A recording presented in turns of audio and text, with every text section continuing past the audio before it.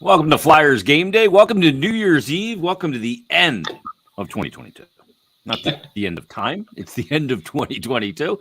There he is, Brian Smith, and what looks like a newly painted apple orchard red. That's the old paint, actually. That's going away. I'm just in a different room. I kind of liked it for a second. Yeah, no, it's been this one's been like this for a while. But you're like the outlaw Josie Wales. You came in and painted the house red. Once upon a time, yes. Yeah. We're going to get to John Tortorella in just a second. I had a chance to catch up with Torts to talk about a number of topics, including the Flyers' recent play, situational play, an aggressive PK versus a passive approach.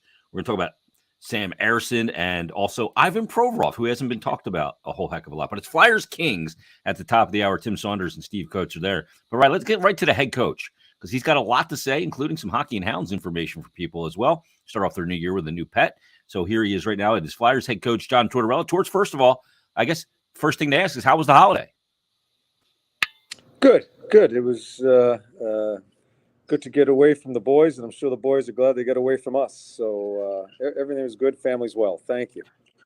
When you come back, do you sense a little bit of, okay, everybody got a chance to exhale and kind of pause and just kind of get their brain, emotions, and physical energy back in a way? Yeah.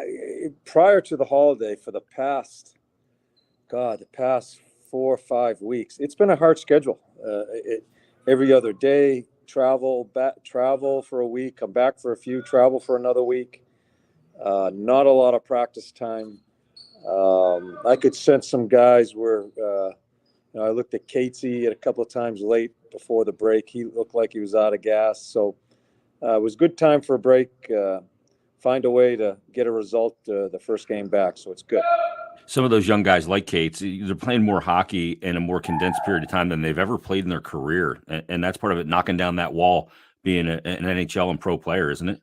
Yeah. And you know what it is not only how much they play and practice, trying to get them away from when we do have like an optional skate or when we do have a day away from the rink. Stay the hell away. Yeah. I think young guys, it's that kind of old school thinking. Yeah, the coach says it's optional. The coach says it's a day off, but I need to go in the gym anyway because I'm a young guy, or I need to go on that ice on an optional. This is where I think a lot of the education has to come from some veteran guys and the coaching staff to tell them it's okay to stay away. And so I think that's a big part of becoming a pro. Yeah, managing their physical and mental and all those aspects is something you got to learn. Guys like James Van Riemsdyk are good guys to kind of pass on that message, isn't it? Yeah, more. Jason, the physical part breaks down when you break down mentally, and you need a break. We expect so much out of these guys at such a young age, and we have a bunch of them on our team. And as coaches, we want it right now. Well, we don't want it a few days from now. We want it right now. And you need to get away from it mentally, and I think that refreshes everything about you. Yeah, no doubt. Let's talk about the San Jose game, because you guys get the overtime win. The one thing that I've seen apparent over the last couple of weeks leading into the Christmas holiday, and certainly in the San Jose game, I always say that there's certain minutes in games that, frankly, are more important than other minutes in games just because of the circumstance. You guys give up a goal, you come right back, you get one. That's an important period of time right after that. And it seems to me like you guys have been better at those important segments within a game. Situational play, exactly. Yep. And, I think we're getting better at it. We're learning a lot here. Although we haven't gotten a lot of results this year, we're learning a lot because we're in every game. We're able to teach situational play. And I look at Cam York last night. We tie the game up to get it 3-3. We have a couple minutes left, and Cam's in the neutral zone. He makes a lateral backhand pass to, I think he's looking for his partner Provy, and he wasn't skating. It's one of the few minutes he wasn't skating because he's always in motion, and it's just a terrible situational play. But I don't want to be afraid for him to make a mistake, but it gives us a chance to teach that. I got to him right away in the bus driving to the airport, asking him what he was thinking, and he immediately said, "You know what? I thought I had more time. I should have gone north and just should have got it in." And so those are things that you talk about as you go through this here. And it was, because they came right back down, almost get a great scoring chance. And this is with a minute and a half left, I think, at that time. So those are all the things when you're in close games you're teaching. Yeah, and the situation there is everything forward, everything deep. Play north, Yep. get over the blue line. Let's get on our toes and forecheck, because we come back, we score 2 goals, and we have the momentum. And instead of making a lateral play east-west, let's just get back going. Let's get under the hash mark and test them again. And so it turns out it doesn't hurt us, but it gives us a great opportunity to teach. And that's going to resonate with Yorkie when he's in that situation again. Yeah, he'll remember it for sure. One of the key segments in that game, Torch, was at the end of the second period when Sanheim's in the box, and you got to lean on your goaltender there because they really had you hemmed in, some good opportunities, and Sam Ersson in his second NHL start. And we know how the first one went, got pulled, and then got right back in there, really slammed the door. To go into that third period only down 1 is a huge difference, and a big part of that was that goaltending at the end of that period. Yeah, we have 3 or 4 chances to get the puck out on a penalty kill. It's something we've struggled with of late here, getting pucks out. But Sam stood in there, and I like his mindset. I've said it right along since I've had him. Remember the first shot last night? First shot went in on him in Carolina. The first shot last night hits the post. Yeah, and that can shake you. And I think he has a mental mindset, especially at that position as a goaltender, that's pretty strong. And huge part of the game, Jason, as you talked about, the saves he made just to keep us there. yeah, and you're right. That hits the post. He's going, "Oh no, here I go again. I'm going to falter." And you're probably almost planning at that point with Dilly. Before that game's over against Toronto, you're going, or Carolina, you're going, okay, we got to start the mental process of telling him his career is not defined by this first start and getting pulled. But he gets thrown right back in there. And towards, in some ways, you don't want to see Carter get hurt and take the shot that he took there. But in some ways, it was good because the kid couldn't think, and he just had to get back in there and rely on his instincts of stopping pucks.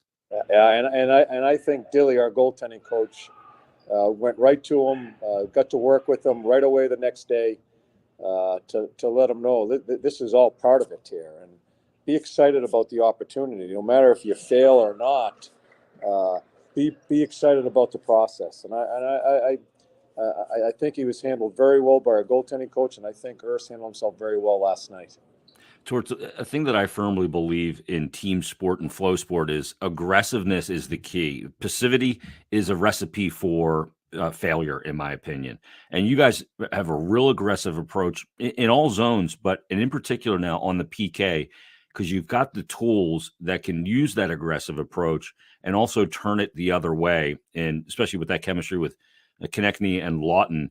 And I know you talked about Shawsey and that approach of aggressiveness on the PK and how much that can make a difference. Yeah, and it bleeds over to your 5-on-5 play. We've changed our penalty killing a little bit here in the last, I'd say 9 or 10 games, if I remember correctly. We've changed our neutral zone as far as trying to take out some of the thinking and just trying to jam and just chase people instead of angling and having them think too much, because I just felt we were on our heels in both facets of our game. And one bleeds into the other. And, we're trying to get to a philosophy. I don't want them worrying about making mistakes. I don't want them overthinking. I just felt our team was a little stagnant in reads and reading too much and not moving their legs. So we've tried to take the thinking out and just allow the guys to chase. And I think it's helped us and it's put us on our toes. Yeah, it forces you guys to dictate the terms more than react to the terms. Exactly. Are there elements, system elements, structure elements that maybe you haven't installed yet because you're really trying to get that D zone, and that coverage locked in? Is there still some offensive elements that you guys haven't installed yet? Yeah, and I'm going to lean quite a bit. Rocky has a lot of information he'd like to give to the players. I think we all do. We've talked a little bit about manufacturing goals just through our forechecking, but there, Jason, I'll be honest with you, there's a lot of things that we want to touch upon that we really haven't started coaching on. but I think you got to make a read with your team. How much can they handle at a certain time? And I think this is not only this year process, it's a next year process too, as far as how much information we give them until we really figure out who's on the bus and what our team's going to look like in the big picture here. So little by little, we're giving it to them. I think you can really hurt your team if you try to give them too much. So we're trying to be patient with all the information. Yeah, it's a drip. It's not just to pour it on them because it'll overwhelm them for sure. I totally agree. Let's talk about Noah Cates. You mentioned him before. Towards he's doing a lot of things. You put him in a lot of tough minutes and important minutes in games to defend. His offense has dried up a bit as a result. How important is it that he gets some of that offense going again? Yeah. I want to be careful there. Young guy, ton of minutes, crucial situations, new position. Hasn't played it before. The crap that goes on with this team losing, the pressure that comes with that. I don't want to put too much pressure on him because I know him so well right now. He's putting enough pressure on himself. And he made a couple of, early in the game, he springs TK. TK walks in on a breakaway. The goalie makes a great save on him early in the game. He's made some good offensive plays. Hasn't been consistent with it by any means. I've kind of, the third periods, if we're chasing games, which we have quite a bit, I kind of take him out of that offensive position and try to get Kevin involved a little bit more offensively. So we're gonna stay patient with him. The most important part of the game, he's learning and has picked it up so well, and I think people kind of lean on him and learn from him as far as positioning away from the puck. So as we talked about within our team concept, for the individual player, a young guy, step by step and not give him too much at one time. TK's got 4 straight multi-point games. He's got 10 multi-point games on the season. And he hasn't ended up on the score sheet with a point in only 7 of the 30 games he's played. And I know as a coach, you love guys that are going to answer the bell and be consistent contributors to a team because it's a known commodity that you can almost bank on game in and game out. And, you're looking to find out who's who and what's what. You're finding out a lot about TK. Yeah, I don't think mistakes bother him because he makes some. I don't think it bothers him. I think it lights him up a little bit more to get ready for his next shift. I think he moves by things very easily, and that it doesn't affect him for the rest of the game. He's got great legs. He's in great shape. You could see that in camp. I kind of leave him alone. I don't try to overcoach him. There are things situationally that we're going to have to teach him also, but I'm kind of leaving him alone right now because he's in a little bit of a zone of the puck follows him. He makes things happen everywhere he goes, whether it's penalty killing or 5-on-5. He's doing things away from the puck. I think it's very important just to allow him to go because he's a bundle of energy right now. Another guy that's a bundle of energy and emotion is Tony DeAngelo. Seems like his game is starting to ratchet back up in the right direction. He gets the overtime winner, had 2 assists in that game as well. How's Tony handled the amount of losing? Because that's tough. Yeah. Remember, Tony comes from a team that was probably if not I know they don't win the cup, but they're one of the top teams all year long last year. Has a field of players around him that protected him also in some of the things that I think where the deficiencies in his game is, but I think he had people that protected him because it was a deeper team than we have right now. So I think Tony's in a little bit of that adjustment as far as some of the things he does turns into bigger things because we can't bail him out as far as with the depth of our lineup. But one thing as we've come back and he was sat out, had some family situations. I think he's really worked on his play defensively as far as closing people out. He's beginning to show his competitive emotion again, where for a bit he's got to find that in between, not being too quiet, but not yapping all the time either. And I think he's really trying to find that groove. And quite honestly, he's trying to understand me a little bit too, and me understand him in that part of the game, because I don't want him disrupting everybody either. And so I think he's in it right now. I think he feels good about his game. His offensive game is coming back. He's played really well the past 2 or 3 games here. Yeah, there's a sweet spot, and a happy, right in the middle there where he needs to reside. Last player thing on Ashley, when we get to Hockey and Hounds, One guy we haven't heard you talk a lot about is Ivan Provorov, but he's been on your top pairing essentially all season.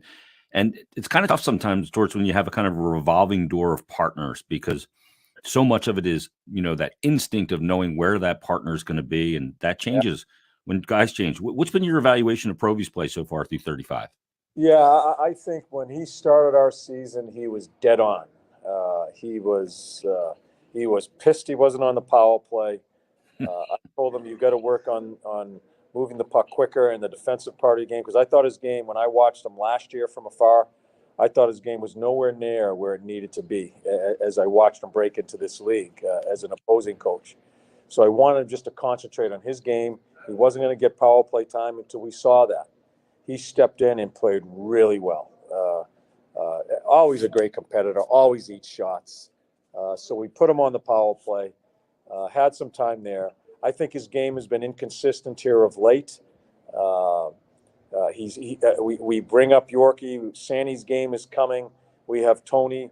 I'm just not going to use him on the power play right now until we find a way to get his game back consistently, because he's such an important guy to us. I thought he had a really good game last night. Makes a great play on the overtime goal with his patience. He makes a great play to start it. Then he beats Carlson up the ice to join in to make it an odd man rush with tip, and has great patience with the puck to get the puck over to Tony to score the goal. So, listen, I love the guy because he's such a competitor, but I think he's been inconsistent here. We're going to try to find him back to some consistency. Yeah, he's a guy that answers the bell too. He wants to be on that ice and is quite a bit. Let's talk about Hockey and Hounds. PhiladelphiaFlyers.com/Hockey and Hounds is where you can get all the info. And we've got yet another beauty of a dog, and this one's named after one of the beauties of Flyers history, and that would be Bob Kelly. This dog is Hound. Yeah. It from the picture I'm looking at, it looks like it might be a brindle, has some brindle pity in it. Yep. But the greatest thing about it, as we read on it and talk to the people about it, loves other dogs, loves people. Being fostered right now with a cat and another dog, they just play all day long. And again, as we always talk about, Jason, in this segment, you got to get on the site to look at the picture. It matches the name, that's for sure. And so get there. You gave the information as far as the site, PhiladelphiaFlyers.com/Hockey and Hounds. You got to take a look at the Hound here. Yeah, it's perfect. It kind of looks like Hound. Yeah. It looks like one that I have one that looks just like it, and his name is Sherman. So it looks like a beautiful dog, and the greatest thing is it's with a cat. I don't think there's any issues as far as behavior. So this one's ready for it's being fostered. It's ready for its forever home. He's an all situations dog. Yes, he can play in all situations. Again, it's PhiladelphiaFlyers.com/Hockey and Hounds. All the details on Adoptable Dogs Week. Hey, towards after our last conversation, I got a DM from a guy on Twitter, shot me a nice photo of one of the beautiful Hockey and Hounds shirts that are available on your and Christine's, your wife's family foundation for giving back, and people can get those as well at TortorellaFoundation.org. It was a beautiful shirt. Oh, they're shirts, the long sleeve, short sleeve, the sweatshirts, especially this time of year. They're fantastic. And I just love the Philly colors on them. Mm-hmm. And they're all the boys, as I said last week, all the boys here are buying them. There were a lot of Christmas gifts with that. And I stress every dollar that is made with the sale of these goes right to shelters to help these animals. And so it's a win-win situation. That's for sure. Yeah, all right. Everybody needs to visit PhiladelphiaFlyers.com/Hockey and Hounds and pick up those shirts at the TortorellaFoundation.org website. And again, like Tort said, all those proceeds going to go right to the shelters, which is fantastic. Torts, best of luck coming up against LA, and also have a great new year and great things to come. Great. Thanks, Jason. Great talking to you as always. Entrepreneurial spirit. You need HPP. There we go. It's like I did a costume change. Hang on a minute. Sorry, I had you muted there. It was like I did a costume change. Yeah, I on my end, I developed a lag. It was weird. I did too. Yeah. Because I started them out like right on each other, and then it all of a sudden got a little behind. Such sure is why. life. Yeah. And in the middle of that, Bourne tweeted out the video that I shot for today, which usually goes out like 2 or 3 hours before the game, and it came out, after warmups had started today. Oh, jeez. Like I'm everywhere here. Multimedia all at the same time. Yeah. Well, we just played an 18-minute interview, so I just got off the air and went and did a shoot. Yeah. All right, let's kick this thing out of here. Remove from the studio. There we go. Let me get some Eastern Standard Time up here. I think this is, I don't want to spoil it for the streamers, but tweeted this out. I think this might be the first time all year that the same exact lineup and combinations is going to go from one game to the next. It might be. It is the same as the other night. Yeah.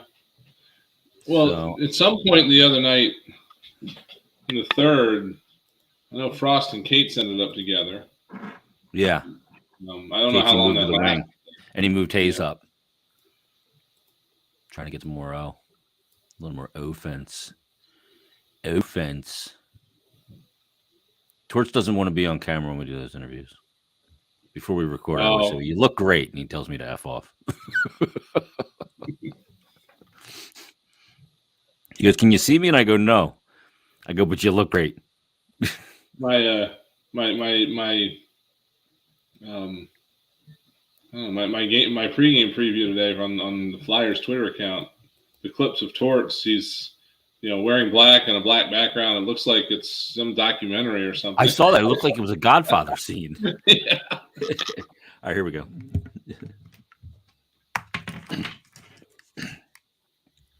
That's right. It is Flyers Kings. Thanks to John Tortorella for lending us his wisdom and knowledge here on the pregame show. And, of course, Flyers Daily as well. We appreciate that.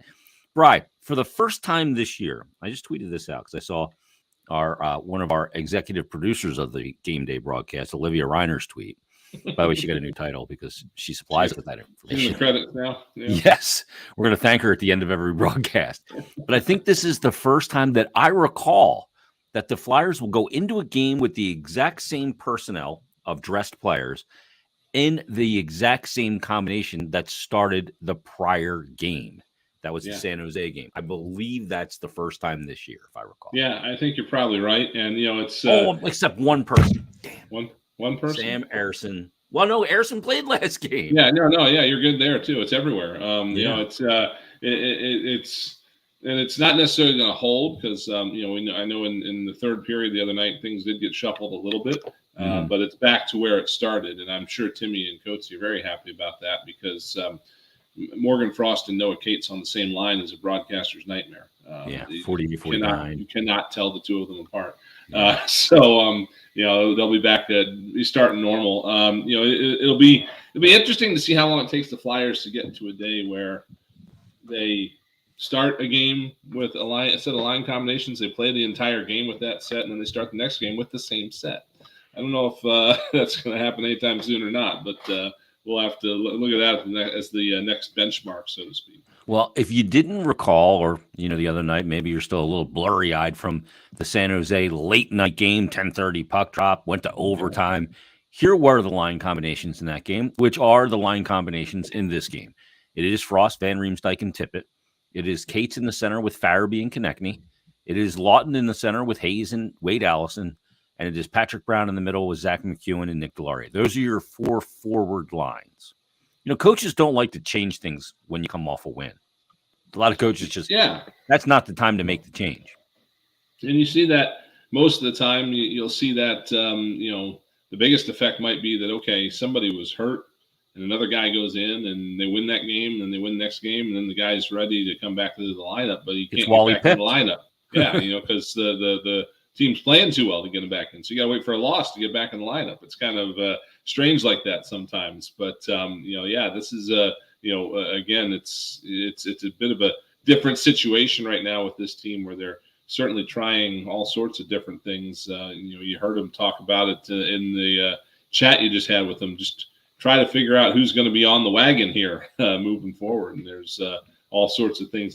But he is, again, at the same time, trying to get wins. They just from a morale standpoint, just trying to keep things pointed in the right direction, because you develop players. This is why you want to make sure you have a winning environment at your American Hockey League level, because you don't want to end up in a situation where you're developing players in a losing environment. So that's why you sign guys like Cal O'Reilly. I mean, Cal O'Reilly with the Phantoms captain, he's on like a $650,000-$700,000 contract or something like that, which is a huge number for an American Hockey League player. But the Flyers want him down there to foster a winning environment for the players they're trying to develop for the NHL club. And so that's kind of what you want to do. So that's why every now and then you just want to see them try to get some offense going.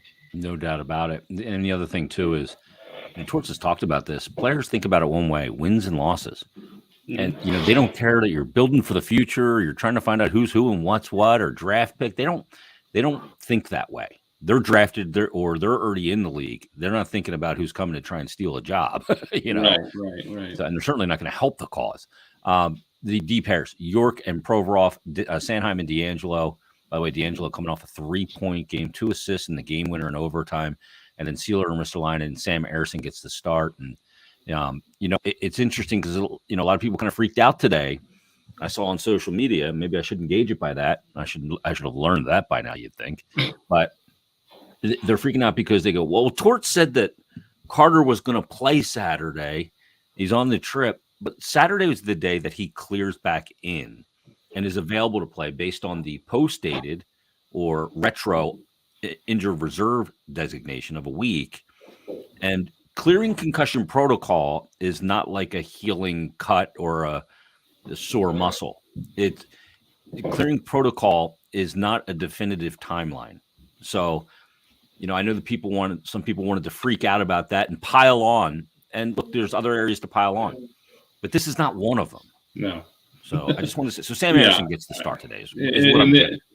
And we have no idea what's going on out there. It could be very well, Carter could come into that thing and say, oh yeah, I feel good, I'm good to go.